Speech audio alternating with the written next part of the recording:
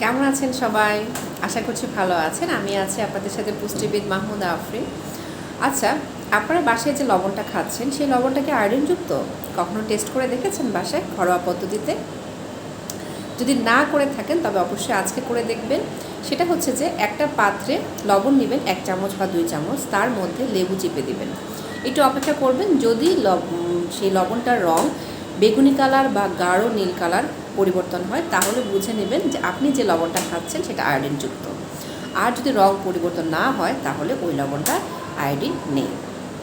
প্রতিদিন আমাদের 1 চা চামচ অর্থাৎ 5 গ্রাম লবণ সারাদিনের রান্নায় আমরা খেতে পারি একজন প্রাপ্তবয়স্ক মানুষ।